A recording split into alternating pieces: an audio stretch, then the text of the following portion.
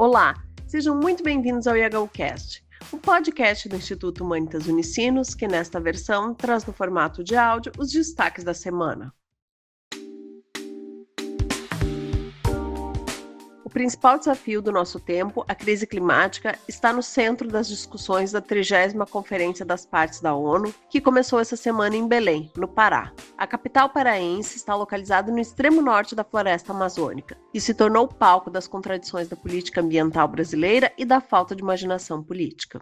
Precisamos do mapa do caminho para que a humanidade, de forma justa e planejada, supere a dependência dos combustíveis fósseis e reverta o desmatamento e mobilize os recursos para esses fins.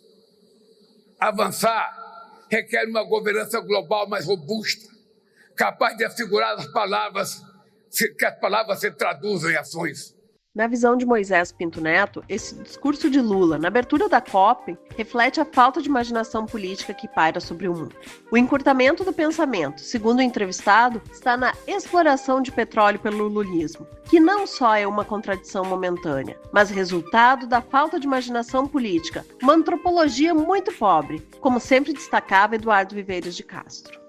Em um país como o Brasil, que é o inferno na terra para parte de sua população, o lulismo, com seu projeto de ascensão social dos pobres, e um país de classe média soa como um alento.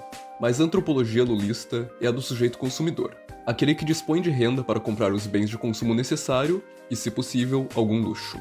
Portanto, não há uma ruptura com as condições de possibilidade que nos levaram ao colapso ecológico. O fato de que produzimos e consumimos muito mais que o necessário e que todo o nosso sistema é pensado de uma tal maneira que fugir disso significa um suicídio político. Destaca também Pinto Neto. Crítico em sua análise, o filósofo e professor avalia que à esquerda ou à direita, o sucesso é sempre medido pelo crescimento do PIB, pelo aumento da produção e do consumo, e deixam a questão ecológica como externalidade. Continuando sua análise, avalia que a força do neoliberalismo é justamente sua imanência, isto é, o fato de não depender de nenhuma ideia específica para ser adotado no cotidiano. Concluindo sua avaliação, Pinto Neto é direto e dispara. Para os supremacistas, a terra é conquistada pela raça eleita. Para os indígenas, ao contrário, o povo é da terra. O xamã Yanomami, Davi Copenaua, diz que o pensamento na cidade é obscuro e esfumaçado, obstruído pelo ronco dos carros e pelo ruído das máquinas. Eu espero que a serenidade da floresta inspire em todos nós a clareza de pensamento necessária para ver o que precisa ser feito. Mas o xamã, que inspirou parte do discurso de Lula, já não vê confiança no futuro. E na zona azul da COP, avisa que o povo da mercadoria impôs um futuro trágico para o planeta. Daqui para frente vai ter muita coisa ruim. Vai morrer muita floresta, vai ter muito problema. Esse é o meu sonho. Daqui para frente o sofrimento vai chegar. Vai chegar fome, mudança climática, como vocês chamam. Mudança climática para mim significa pobreza, doença, poluição da água. Assim como Copenaua, Ailton Krenak já não acredita no futuro e é mais duro ainda. Eu gostaria muito de esperançar alguma coisa surpreendente, afirmou o indígena. A vocação da COP30, continua Krenak, é ser um balcão de negócios para negociar petróleo, madeira e terras raras. Parece que esta é a ilusão do momento.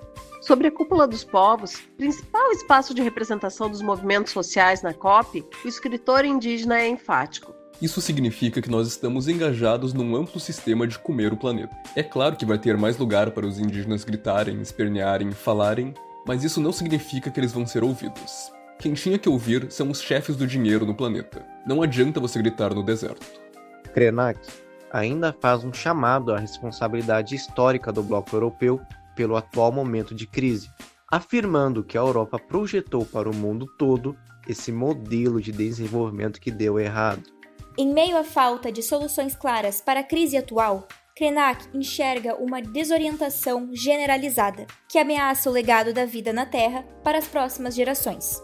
Ele assinala que nós estamos vivendo num planeta em chamas. com uma humanidade vagando de um lado para o outro, debaixo de drones e mísseis. Se a gente não aprender a pisar suavemente na Terra, nós vamos abrir a lista das espécies em extinção na próxima temporada. A próxima temporada, como dizem os meninos da periferia, é nós. Guilherme Tenher, qual a tua avaliação dessa semana?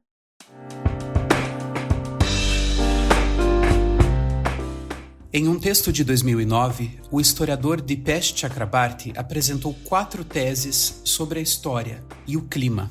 Em uma delas, apontou que o Antropoceno, a nova época na qual os humanos existem como força geológica, modifica severamente as histórias humanistas da modernidade e da globalização. Para ele, nessa era, precisamos do iluminismo, isto é, da razão, ainda mais do que no passado.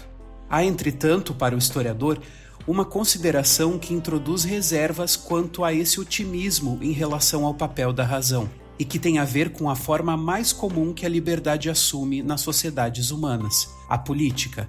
A política nunca se baseou apenas na razão, e a política na era das massas, em um mundo já complicado por sérias desigualdades entre e dentro das nações, é algo que ninguém consegue controlar.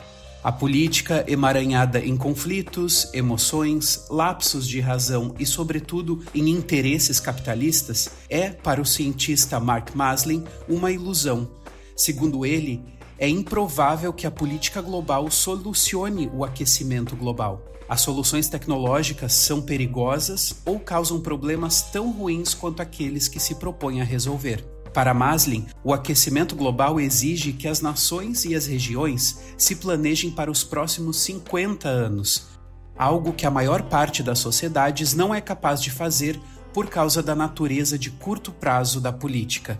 De volta à reflexão de Chakrabarty, devemos nos questionar se as decisões políticas tomadas em eventos como a COP30, por exemplo, finalmente compreenderão que o que está em jogo não são as histórias globais do capital, mas a própria história da espécie humana. Enquanto a política for apenas econômica, ou seja, enquanto mercantilizar o clima e a vida, como alerta Ailton Krenak, o debate e as soluções não sairão do lugar, nem nos trarão uma perspectiva de futuro habitável para nós e milhares de outras espécies. É fundamental reconhecer o papel dos territórios indígenas e de comunidades nacionais nos esforços da mitigação.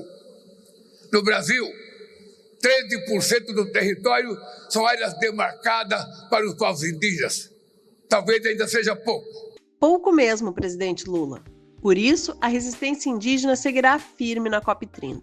Krenak, nessa mesma entrevista de que falávamos há pouco, afirmou que o Ministério dos Povos Indígenas é mais uma sinalização discursiva, alinhada a uma tendência internacional. O pensamento do indígena nos conecta diretamente à abertura desse episódio e ajuda a explicar a falta de imaginação política que Moisés Pinto Neto falava.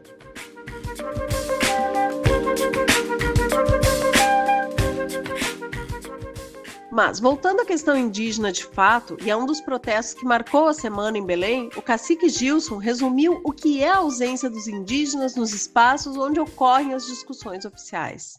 Mas para nós é um momento de revolta, é um momento de indignação, é um momento em que nós, indígenas, sentimos na pele a derrota do nosso território.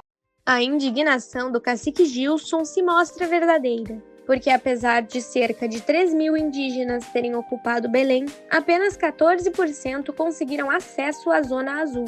No entanto, o Brasil solicitou credenciais para os lobistas do setor de petróleo, da mineração e do agronegócio, que estão entre os beneficiados com os crachás de acesso à área de negociações. Mas o lobby não se restringe às áreas oficiais de discussão. A COP paralela acontece em locais como a AgriZone, onde o agro que mata e desmata se mostra como solução para a crise climática. Assim, a COP30 se torna vitrine e laboratório de financiarização da natureza. Bancos, mineradoras e empresas do agronegócio pautam a agenda da conferência por meio de divulgação de programas de descarbonização, créditos de carbono e metas de net zero. As empresas ainda patrocinam eventos paralelos, pavilhões corporativos e casas próprias em Belém. E dessa forma, vemos a agenda climática da COP30 cooptada por interesses privados com forte presença de setores extrativistas e financeiros, e o discurso da sustentabilidade tornando-se um instrumento de poder e desinformação, encobrindo práticas de destruição ambiental. O alerta sobre a presença dos lobistas está no relatório elaborado por De Olho nos Ruralistas, intitulado COP dos Lobbies. Acesse o link do relatório na íntegra na descrição desse episódio. E já que estamos falando de interesses privados, vale destacar que, em meio aos holofotes virados para a COP, o Ministério da Agricultura e Pecuária, no dia 11 de novembro, autorizou o registro de 30 novos agrotóxicos para uso no Brasil. Destes, 16 são produtos oficialmente classificados como muito perigosos para o meio ambiente, enquanto os demais receberam classe 3, que significa que são perigosos para o meio ambiente. Assim, o governo mata também o debate sobre a agricultura familiar, que figura entre os 111 temas prioritários da COP.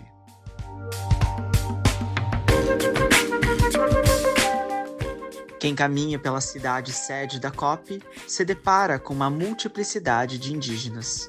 São adornos, pinturas, cocares, epistemes, culturas, jeitos e manifestos que marcam profundamente a distintividade desses povos no grande encontro sobre o clima. Para um desavisado, fica a impressão de que os povos indígenas são o centro da COP30, sendo referências anunciando uma nova relação com o meio ambiente.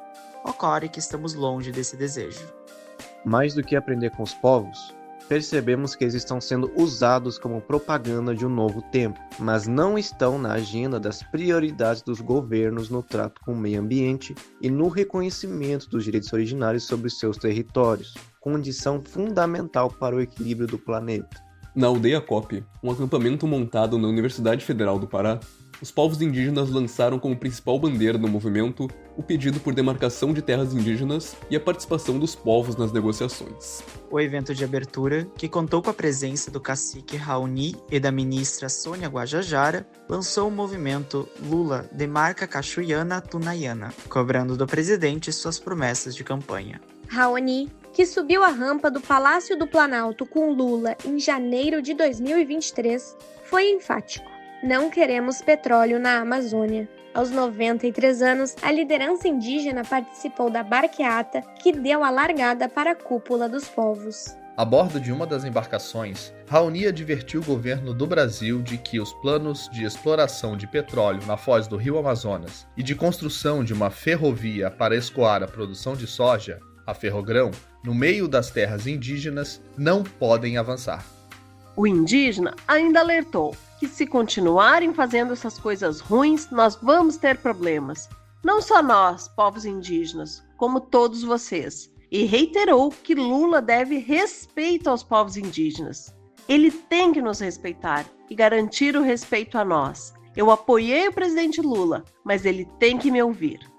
O cacique Gilson mostra a mesma sabedoria que seus irmãos e reivindica.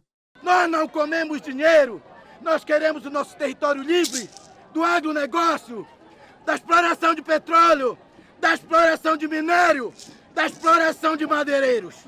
Raoni, Krenak, Copenaua, Gilson, eles apontam para um mundo que é contrário à monocultura de ideias. Não habitam o deserto da imaginação política, mas a floresta da biodiversidade política em que nasce, todo dia e toda hora, novos mundos.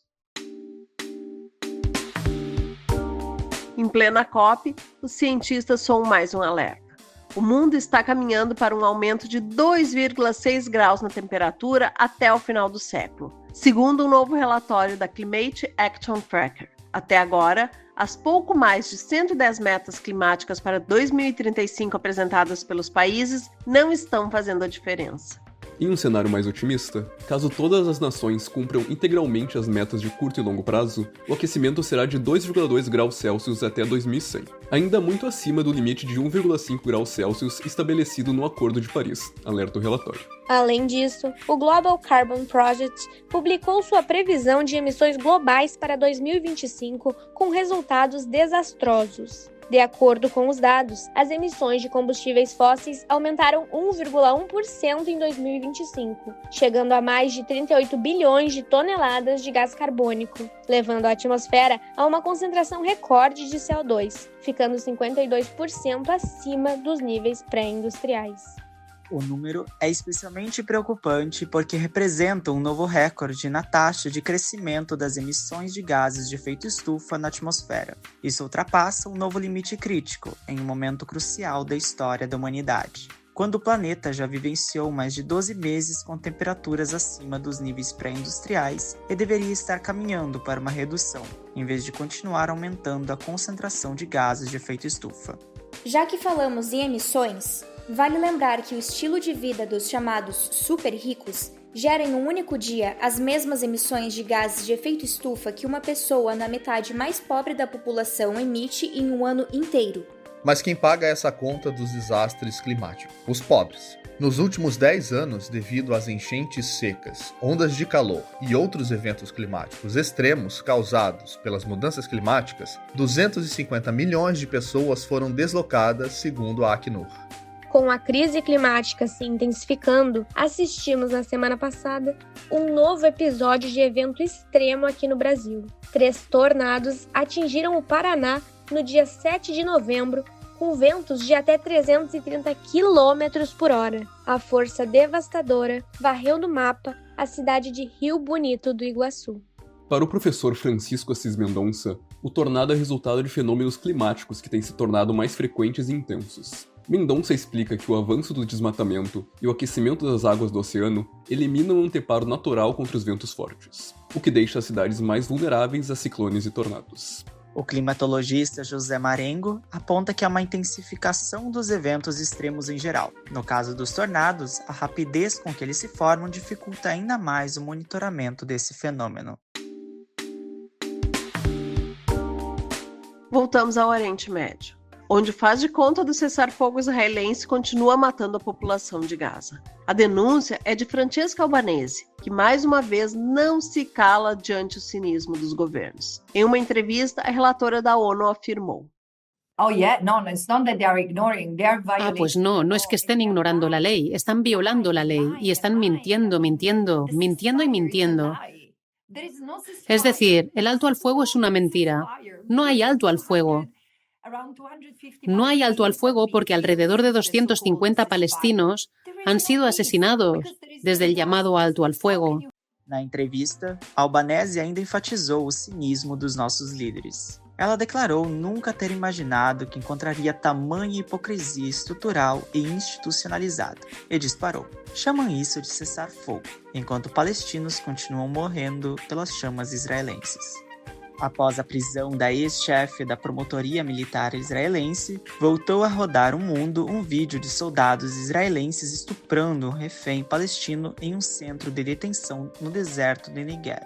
O preso libertado como parte do acordo de cessar-fogo teve o reto rompido, seus intestinos perfurados e precisou passar por mais de 20 cirurgias para sobreviver. Segundo o relatório divulgado pelo Centro Palestino para os Direitos Humanos, a violação e violência sexual cometidas contra detidos palestinos da faixa de Gaza é uma prática comum.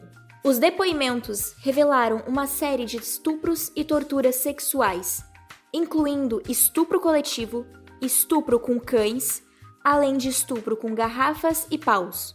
Uma mulher palestina de 42 anos, que também é mãe, testemunhou ter sido brutalmente estuprada pelas forças israelenses 4 vezes.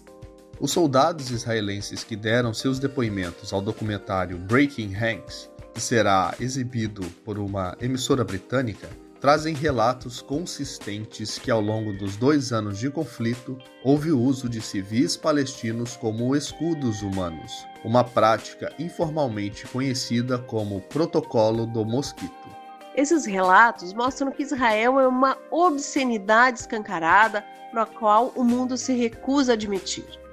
Israel tornou-se uma repugnância moral, ética e humana. A brutalidade humana está cada vez mais exposta e ilimitada. Essa semana veio à tona o escândalo do Safari de Sarajevo. um pacote turístico de final de semana que levava atiradores, que pagavam para matar civis durante o cerco à capital da Bósnia entre 1992 e 1996. Os fatos foram revelados pelo jornalista Ezio Gavazzini, que afirma que italianos ricos participaram dessa sinistra caçada humana. O safari humano de fim de semana tinha custo altíssimo, entre 80 e 100 mil euros, equivalente ao preço de um apartamento de 3 quartos em Milão na época. Segundo Nicola Brígida, da Procuradoria de Milão, eram pessoas ricas, implacáveis e sádicas, com gosto por matar indiscriminadamente.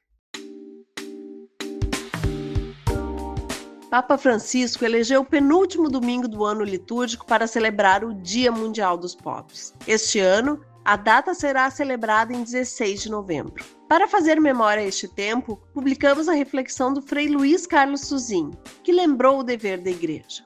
Mais do que tapetes, barretes, sinetes e outros ornamentos, a alma da Igreja e seu desafio maior é abrigar o que o diácono e mártir São Lourenço denominou o tesouro da Igreja. Os pobres, o órfão e a viúva em suas tribulações, que são o nosso lugar teológico e cristológico privilegiado, nosso juízo inicial e final. Os pobres são a carne de Cristo. A Igreja pobre para os pobres começa por dirigir-se à carne de Cristo. Se nos fixarmos na carne de Cristo, começamos a compreender o que é esta pobreza, a pobreza do Senhor. E isso não é fácil. E já que hoje destacamos a COP30 e a crise climática, queremos retomar o debate da questão ambiental sobre outra perspectiva: a inteligência que brota do mundo vegetal. Sem cérebro, sem coração, como podem as plantas serem dotadas de inteligência?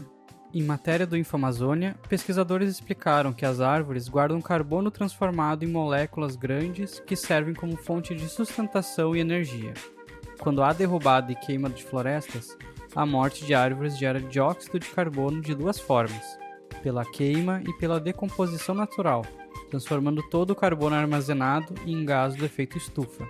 A decomposição, que é um processo que levaria meses, anos ou até séculos, conforme o tamanho da árvore, tem seu tempo reduzido pelo fogo, promovendo o acúmulo acelerado de dióxido de carbono.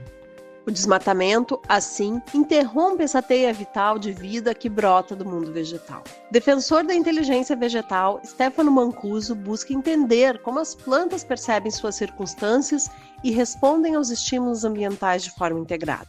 Em um extrato que publicamos do seu novo livro, em tradução livre do italiano, A Canção da Terra, o professor e criador do movimento de neurobiologia vegetal defende a necessidade urgente da humanidade reconhecer e respeitar a soberania da Mãe Terra e suas leis naturais para garantir a própria sobrevivência a longo prazo. O autor argumenta que a Terra governa e sustenta, pois ela é o único recurso fundamental para a vida, funcionando como um navio, do qual não podemos desembarcar.